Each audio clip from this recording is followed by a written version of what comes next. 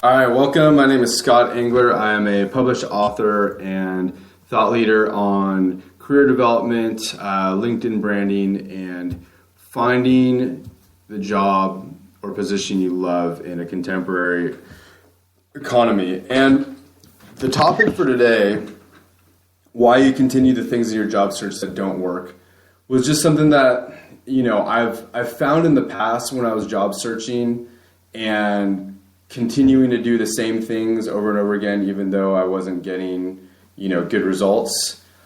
And even after knowing all I knew, writing my first book on job searching, and then I remember, looking for another job at some point, even after all the information I knew and taught and spoke on and wrote on, I still found myself going back to those things that really didn't work anymore. And one of the biggest things for people is the job search engines. Now, is there a few that probably do work well? Yes. However, I'm going to share an alarming statistic with you that last year, the response rate, not the conversion rate of jobs, but the response for across the US was a 2% response rate for online job applications submitted. So for every 100 applications you submit, 2 of them even got a response. And that's horrible statistics. And if you compare that with what continued research shows, that networking is actually about 70% of the way that people are able to get jobs nowadays, why do we keep doing the things that aren't working? So, there's a few reasons for this.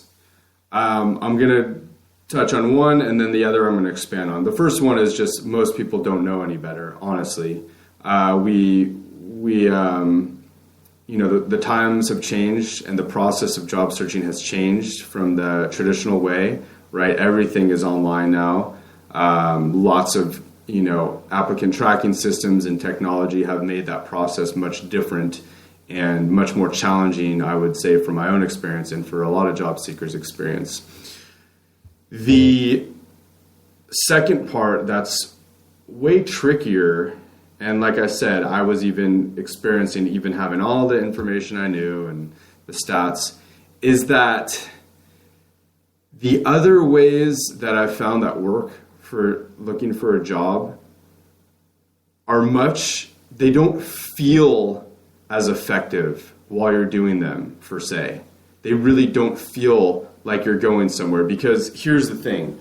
When you are applying to a job that's posted online, it's kind of like that, like, I see it as like the forbidden fruit, right? You're seeing there's an opening, right? So you're seeing, oh wow, there's a position for this company. And so you're filling out something, you're sending something somewhere. You really do get that feeling like you are actually doing something to get that job, right? You see that potential and you are submitting your resume, whatever it is, to get that job. However, as I was just saying, and many of you listening could probably identify, we don't hear back from those opportunities, right? And not only do we not hear back, but the length of time that it takes to fill out these online assessments and applications is just horrible. I mean, I seriously do not miss it at all. And I, definitely can empathize with the challenge that people face when they're spending so much time doing that. The average job seeker I talk to, I would say, is spending between 15 to 20 hours a week looking for work. And that's even on top of if they have a job. So when they're unemployed, a lot of times that number is even higher. And it's just, not that job seeking needs to be fun per se, but that is just god awful, right? And to do all that work and to not hear back, that's why I wrote my first book, because I understand that battle. So it's a tricky thing, and that's why I really believe there's so much value in having accountability and having a professional expert to hold you accountable, because left to our own devices and feelings around that, we're going to keep doing that. And that's what I found I kept doing too, right? Because it just feels so natural, to do something, especially if we're stressed out. We're like, okay, great. Oh, here's an opportunity. I'm going to spend the next 6 hours filling out 3 applications. Guess what? You're not going to hear back from any of them. Instead, why not take that 6 hours and do, like I have 4 effective forms of networking as part of one of my courses. It's like, how do you network best? Do you go to in-person networking events? Do you network online in groups? Do you network by writing articles on your subject? There's so many different ways that people don't realize how to network. Do you volunteer somewhere? Volunteering is a really powerful form of networking, especially if it's related to your own skill set. But the challenge is those ways they're more circular, I would say. They're not as linear, right? There's not always like a cause and effect, but that is the more effective way, of finding jobs. And I will challenge you this, right?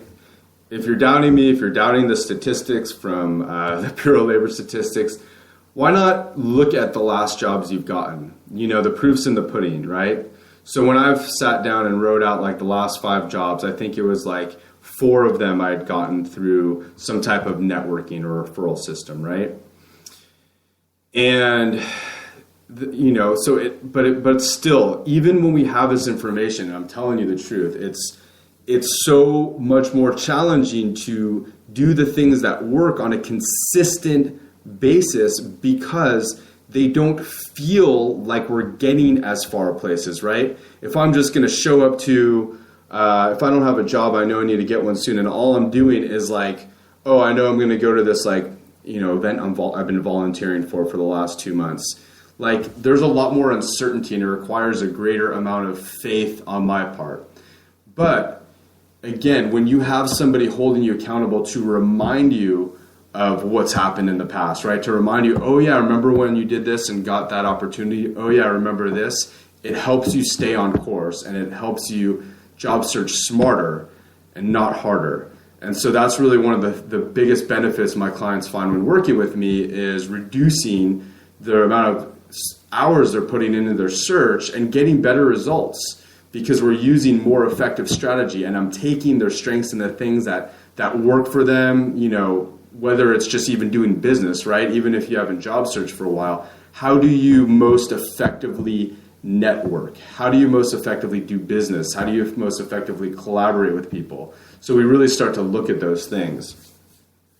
And so that's really what I want to touch on today.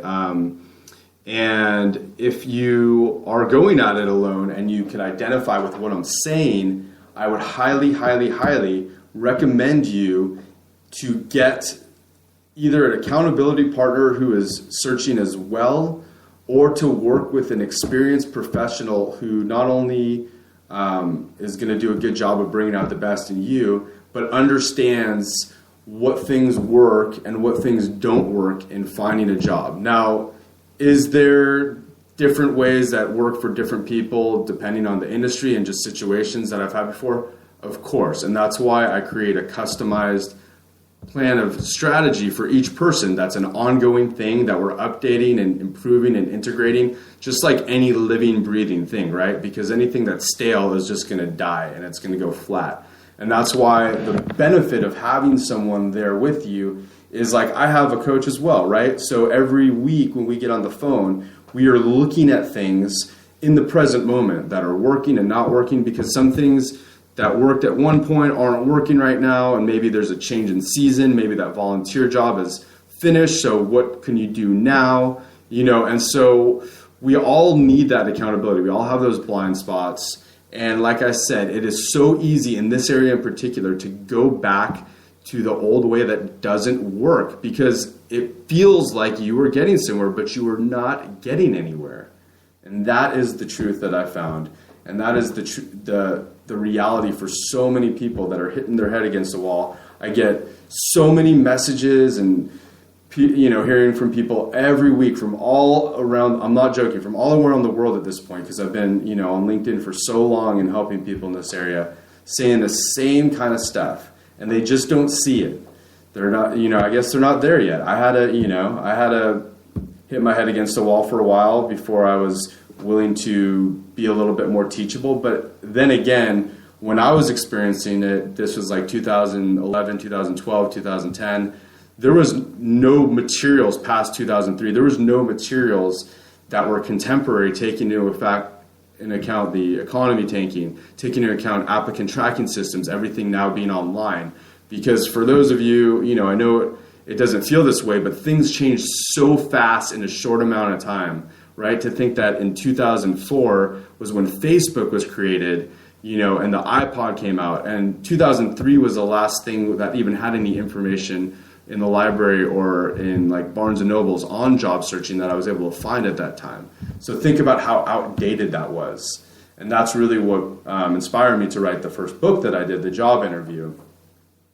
So anyway, that's what I got for today. Again, if not me, if not reaching out to me, reaching out to some other expert that understands what it takes to get you the success to where you want to be, right?